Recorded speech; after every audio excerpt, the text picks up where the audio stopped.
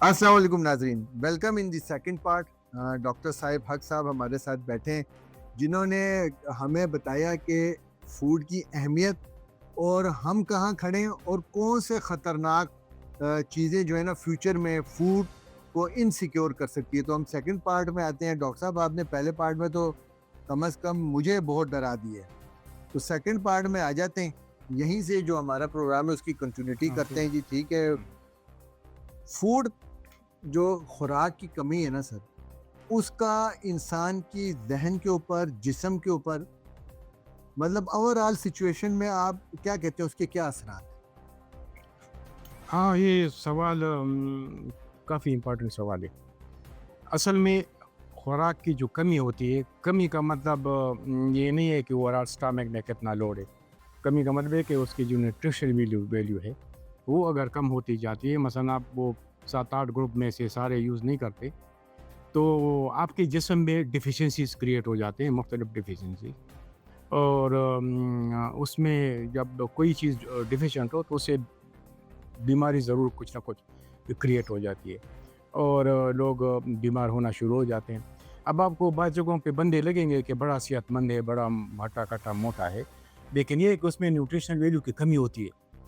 और ये अफ्रीका में मैंने बहुत वहाँ तो हम चूँकि काम करते हैं कई कंट्रीज़ में, मैंने बड़े लोग देखे हैं कि भाई अपीयरेंस वो बड़े अच्छे सेहतमंद होते हैं, लेकिन वो अचानक बस मर जाते हैं। अगले दिन खबर आ जाती है वो फलाना मर गया। उसकी बड़ी रीज़न ये होती है कि वहाँ पे उनकी जो न्यूट्रिशन वैल्यू है, वो कम होती है, इनटेक जो है वो कम होता है।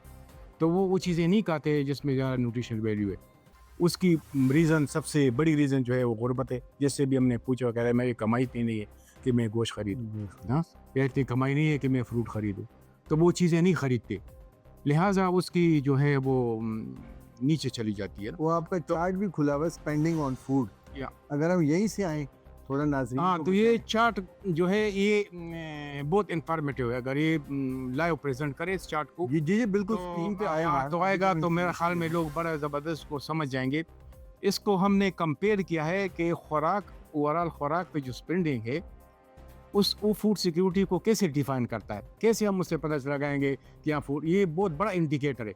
हमने किस मुल्क में भी अगर काम किया है या किसी सूबे में, डिस्ट्रिक्ट में, ये इंडिकेटर बहुत कारगर है जब हम इसको देखते हैं। जब आपका खर्चा, स्पेंडिंग खुराक पे बढ़ती है, जितनी बढ़ती है, इतनी वहाँ पे फूड इनसिक्योरिटी भी बढ़ती है। फूड अब ये अपोज़िट है, लोग कहते हैं यार तो उसने ज़्यादा खुराक पे खर्च किया, क्यों बढ़ती है? उसकी रीज़न ये है कि वो सिंपल मिसाल है, एक बंदे के पास ₹5000 वो कमाता है, हैं? और उस 5000 से वो 4000 वो खुराक लाता है, 4000 का उसका खुराक है ना। तो वो 4000 खुराक जो है उसका 80% बन जाता है, बाकी उसके पास 1000 होता है जो हर चीज़ पे लगाते हैं। अब अगर ये खुराक की कीमतें बढ़ जाती हैं, तो जितना खुराक घर लाता है, उतना ही फिर भी लाएगा, लेकिन उसकी कीमत 5-4000 नहीं होगी, 4500 होगी। इसका मतलब है उसने 90% खर्च किया खर्च कर। और उसके पास अब मज़ीद पैसे नहीं रहे कि वो स्कूल जाएँ, बच्चों को भेजें, हेल्थ करें, कुछ भी नहीं कर सकते। बल्कि वो ये करेंगे कि जो खुराक के अंदर जो ज़्यादा कॉस्टली चीज़ें हैं, उसको कम करेंगे। तो इसलिए अगर फ़र्ज़ के बंदे का अब इनकम 10,000 है, तो खुराक पे उस गरीब ने जो 4000 की है, ये बंदा 5000 करेगा, 6000 करेगा। खुराक ऐसे की एक ही लिमिट होती बढ़ेगी। है, बहुत ज़्यादा तो आप नहीं कर सकते ना। चार्ट में भी आपने तो इसका काफ़ी मतलब है कि तफसील 10,000 से वो जो 6000 है, वो ऑलमोस्ट 60-70% खर्च करता है। खर्च करे। तो इसलिए जब आपकी ये परसेंटेज कम होती जाती है स्पेंडिंग, तो आप इतना बेहतर होते जाते हो। इसलिए हमने जो ब्यूरो ऑफ स्टैटिस्टिक्स की जो सर्वे है उससे जो मैंने डेटा अभी उठाया 2024-25 का डेटा है और ये कहते हैं कि जो सबसे बॉटम पे गरीब 20% है, वो ओवरऑल तकरीबन 50% खर्चा खुराक पे करता है। इसमें ये है कि रूरल में ज़्यादा करते हैं 50.6% और जो अर्बन में है 46.3% करता है। तो अर्बन में थोड़ा, इसलिए अर्बन में पॉवर्टी और फूड इनसिक्योरिटी ज़रा कम होती है, रूरल में ज़्यादा होती है, क्योंकि वहाँ के इनकम लेवल भी लो होता है, लो होता है। हाँ? और उनका बिल्कुल। स्पेंडिंग ऑन फूड पे बढ़ जाता है। बट तो ये बॉटम। लेकिन अगर आप चले जाएँ आखिरी ग्रुप को, जो सबसे बेहतर ग्रुप है, टॉप 20%, वो जो है ओवरऑल जो है वो 28.7% खर्च कर। अब कहाँ 50% है, कहाँ 28%, ऑलमोस्ट उसके आधा। आधा। अब समझ आ रही? इसका मतलब है कि अगर आपका जितना ये बहुत नीचे हो परसेंटेज ऑन फूड, इतना आप बेहतर हैं, आप फूड सिक्योर हैं। मतलब तो इसका डाइटिंग से कोई ताल्लुक नहीं। नहीं नहीं, ये डाइटिंग नहीं है, ये डाइटिंग नहीं, ओवरऑल एक हाँ, पैमाना है पैमाना है। कि जैसे आपको ये पता चल जाता है कि ये लोग अब फूड सिक्योर है, जरा डाइटिंग भी चलती है ये ना, फूड थोड़ा- इनसिक्योर है। नहीं, वो फिर नेक्स्ट स्टेप में आप डाइटिंग पे आ जाते आ हैं। जाएंगे आज मैं हाँ। थोड़ा सा ये तो ओवरऑल आप देख लेंगे कि ये अगर ये सूरत हाल है तो इसका हाँ। मतलब है कि यहाँ पावर्टी ज़्यादा है। पावर्टी फिर उसके बाद आप आइडेंटिफिकेशन करेंगे कि कौन पुअर है कौन पुअर नहीं है। कौन तो फिर उसके ऊपर ये फार्मूला आप यूज़ करेंगे कि जी उसका फूड ग्रुप वो सारे कार हैं। फिर उसके लिए हमने एक WFP ने एक स्टैंडर्ड पैमाना बनाया है, उसको फूड कंजम्पशन स्कोर कहते हैं। ओके और ये सारे जो फूड ग्रुप से उसको मुख्तलिफ वेटेज दिए हैं।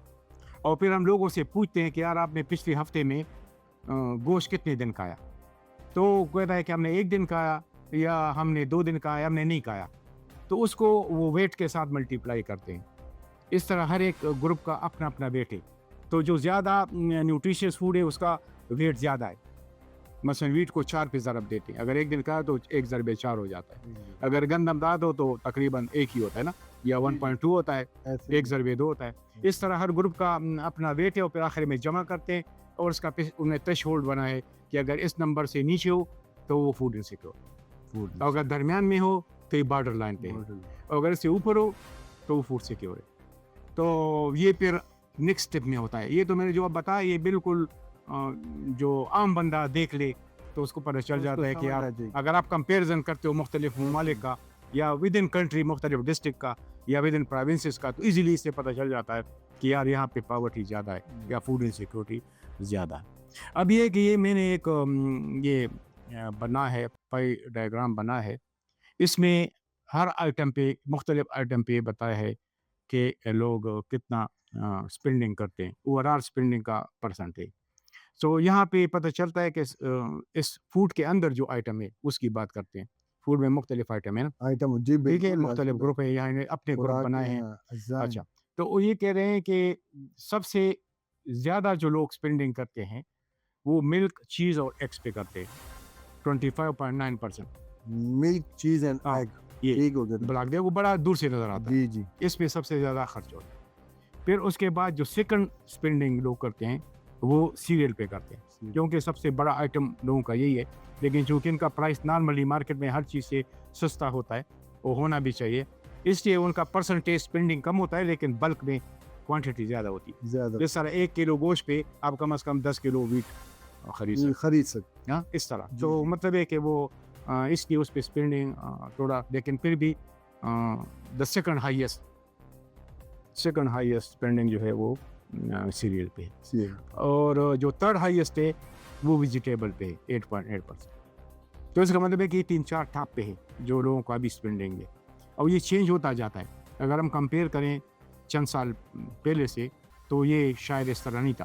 पहले वेजिटेबल पे कम होता था, पल्सेस पे ज़्यादा होता था, ओके वो ज़्यादा बेहतर था, उसको प्रोटीन आता था। प्रोटीन। चूँकि वो अब नहीं ले सकते, वो महंगे हो गए, इसलिए लोग वेजिटेबल पे आ गए, गोश्त खरीद नहीं सकते, हाँ। आम गरीब आदमी गोश्त कैसे नहीं खरीदे? खरीदा, इसलिए वो चीज़ें बहुत कम हो गई। मीट पे इनका जो यहाँ पे होगा एडिबल ऑयल पे है, फिश पे है, हाँ मीट पे 4.4%, ये ओवरऑल इसमें अमीर गरीब सारे शामिल हैं। तो मतलब है कि ये बहुत कम मीट पे, मतलब पहले पे दूध और अंडे आ गए, हाँ दूसरे पे सीरियल मतलब हाँ, कनक सीरियल। जिसे कहते हैं, हाँ। गंदम, मकई, मकई ये सारे ये आ गए। हाँ, तीसरे चावल। पे आ गया, हाँ। और चावल भी उसी के हाँ, अंदर उसी है, के अंदर। सीरियल में आप हाँ, समझ गया। हाँ। तीसरे पे आ गया हाँ, गोश्त, जो कि अब गरीब की तीसरे पे सब्जी नहीं, तीसरे पे सब्जी, तीसरे सब सॉरी हाँ गोश्त नहीं आता, गोश्त बहुत दूर है। गोश्त बहुत तो मैंने दूर हो इसी गया बताया। गरीब आदमी। हाँ 1, 2, 3 और चौथे पे जो आपका है ना, चौथे पे आपके पास जो आता है वो है एडिबल ऑयल,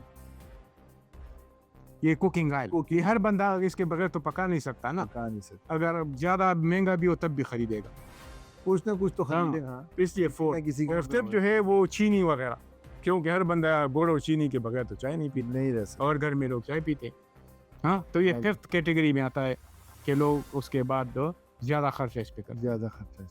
ये खुराक के जो ग्रुप थे ना, गोश्त किस उसमें आ रहा है? गोश्त बहुत दूर है, उसका अच्छा, अभी दूर 4.4%। है। जी, हाँ, इसे उसके अब मैंने बताया उसका 4.4%। और तो ये मेरे ख्याल में 8वां 7वां 8वां में आता है।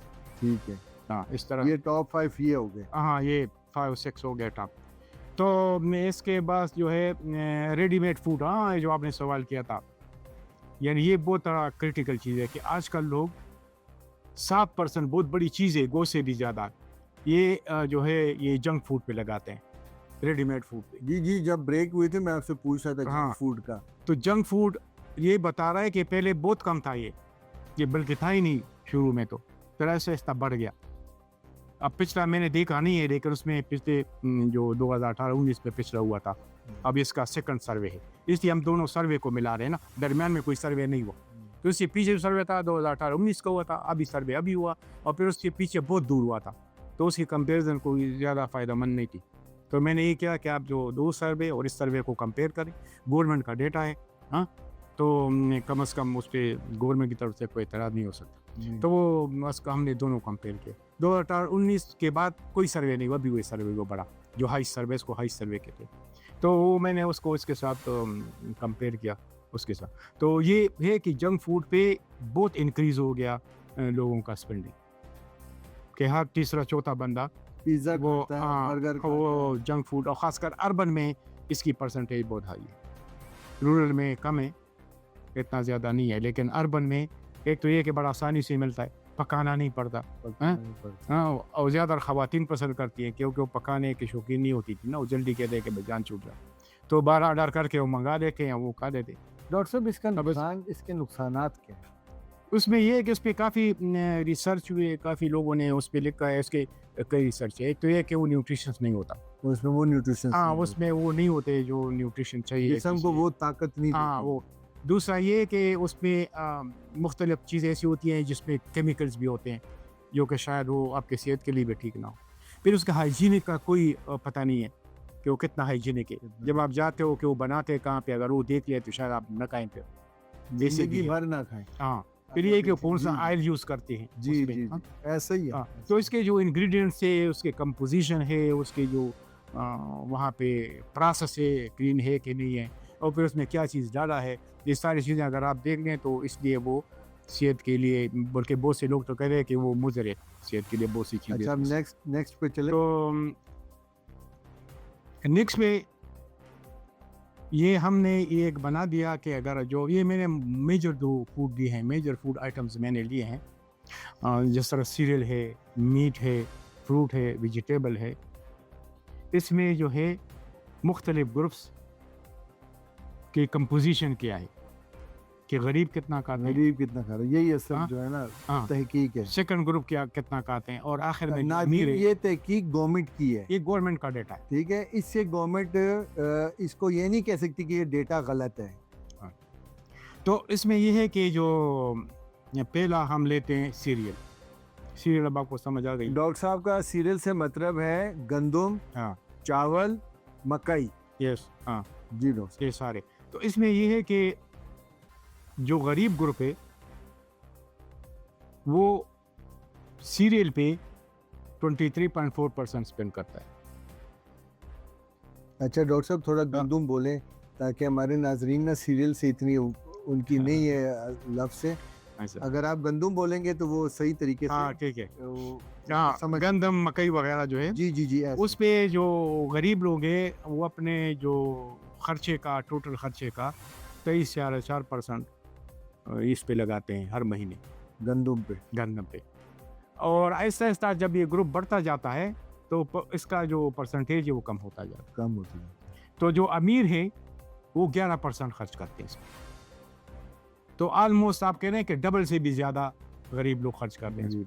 गरीब खाता ही गंदम। हाँ, तो इससे पता चल रहा है कि वो गंदमी खाता है या मकई खाता है, अब या चावल खाते हैं, बाजरा भी खाते हैं, मैंने देखा। लेकिन बाजरा बहुत कम परसेंटेज बहुत है। कम। हाँ, वो उनके रिकॉर्ड में भी नहीं है, ठीक क्योंकि उसकी परसेंटेज 1 से कम है।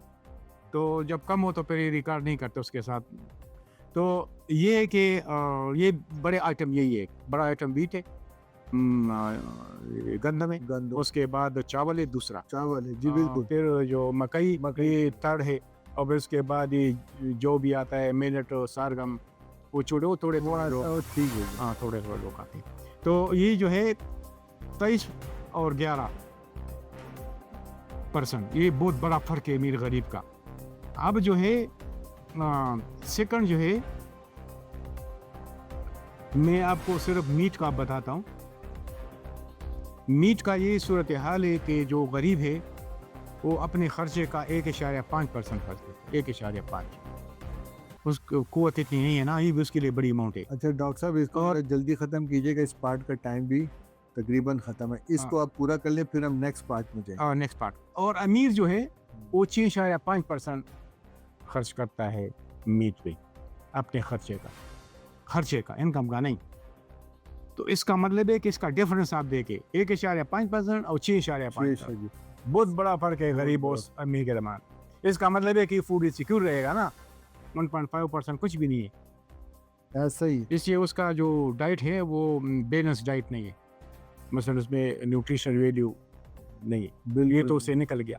दालें भी अब वो कम खाते हैं, महंगे हो गए, दाल नहीं खा सकते। मैंने उसमें दाल नहीं डाला, वैसे शायद नेक्स्ट हमारा आएगा तो फिर आपको दाल भी बता दूंगा। दाल सब्स्टिट्यूट भी एक किस्म का है मीट का। अगर आप मीट नहीं खाते हो, दालें भी खाते हो, तो आपको प्रोटीन मिल जाता है उससे काफ़ी। लेकिन अगर आप दाल से भी शिफ्ट हो गए सब्जियों पे, तो फिर न्यूट्रिशनल वैल्यू आपका बहुत डिक्लाइन होगी। खत्म होगी फिर हाँ, तो। प्रोटीन फिर तो आपके इसको पास आएगा ही नहीं, नहीं, समझिए। प्रोटीन आएगा नहीं। तो ये सारा स्टेटिस्टिक बताता है कि जो पहले 1-2 ग्रुप है वो तो ऑलरेडी फूड इनसिक्योर है। थर्ड ग्रुप भी किसी हद तक फूड इनसिक्योर है। थर्ड ग्रुप जो है वो 3.4% खर्च करता है इस पे, मीट पे। तो ये दरमियान में आ रहा है। दरमियान का मतलब है कि इसका ऑलमोस्ट आधा आप समझेंगे कि फूड सिक्योर होंगे और आधे शायद सिक्योर होंगे, ये भी हो सकता है। अच्छा, या तो शायद आधे से कम फूड सिक्योर होंगे, ये तो बाद में इसकी फर्दर एनालिसिस हम करेंगे तो पता चलेगा। लेकिन ये डेटा को देखने से अंदाज़ा होता है कि ये जो थर्ड ग्रुप है इसका ज़्यादातर हिस्सा वो फूड इनसिक्योर रहेगा। अच्छा डॉक्टर साहब, थोड़ा सा यहाँ पे ब्रेक लेंगे, यहाँ तक, फिर अगले पार्ट में जाते हैं। तो नाजरीन, आपने ये होशरुबा जो इंकशाफात हैं जो कि हुकूमत के हैं, ये किसी रिसर्च इंस्टीट्यूट की नहीं, ये हुकूमत खुद रिसर्च करती है अपने लिए, और उसके बाद ये डेटा हुकूमत जितने भी टॉप के रिसर्चर्स हैं, पीएचडी डॉक्टर्स हैं, उन तक ये मिलता, उनको ये अदाद शुमार मिलता है। तो इस पार्ट से भी हम इजाज़त लेते हैं, नेक्स्ट पार्ट में दोबारा आपसे मुलाकात करते हैं। अस्सलाम वालेकुम।